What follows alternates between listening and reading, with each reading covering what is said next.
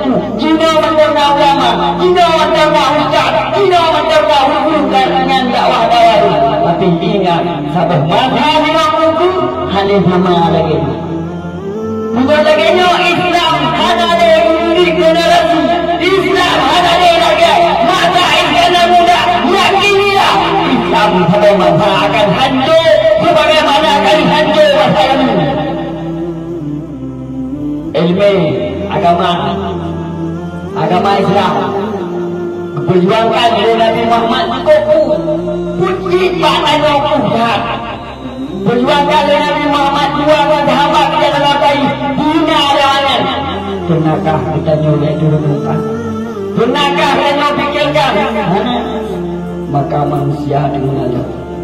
lalu waktu manusia lalu menghadap dalam waktu manusia lalu membangkat dalam waktu manusia lalu mentahta jabatan dia menang manusia dan dunia manusia dan Allah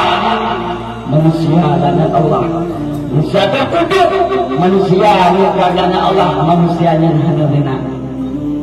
manusia beda jaya tapi hidup bangsa yang pilih manusia wana fikir agama Allah manusia tanda ilmu manusia agama ilmu wujud agama Islam wana fikirkan dikatakan manusia lah ilmu untuk dibanggakan pada manusia yang lain menyuruh ilmu untuk dibanggakan pada manusia yang lain berarti manusia yang lainnya di Allah Ta'ala ilmu yang ada dipoya-poyakan untuk memasnahkan Islam menyuruh untuk dan musnahkan Islam rupanya manusianya menunjuk saja jadinya ustaz-ustaz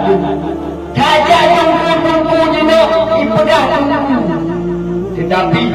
lahir Islam susah kopi hadirin kaum muslimin yang berbahagia nyanyi Islam punya Islam punya hana lagi Islam dan lemata Islam dan muda dia ingat tak urin jamu gitem boh tapi urin jamu gitem iaitu putusah urin jamu lala materi agama bakal di bawah daunnya hana lain menyokong Islam hana lain menyokong Allah hana lain Allah hana yang maju kenanya dalam Al-Quran maka ingat manusia ingat ayat Allah manusia ini hanya dia dunia manfaatun lil akhirah dunia untuk bercocok tanam untuk akhirat tanah hanyalah untuk tabulan tanaman bacaan takut tanamannya dikala tanamannya kamatha bacaan maka tanamannya dan kamu tahu akhirat hadirin jamaah sedang tolonglah yang mulia dari Allah Subhanahu wa taala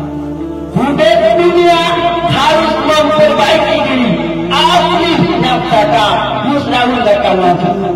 perbaikilah dirimu hai Allah niscaya orang lain akan berbuat baik tanya Allah hana ada perbaiki nyok ingat tanya akan bersalah manusia tak handal manusia hanya fikir agama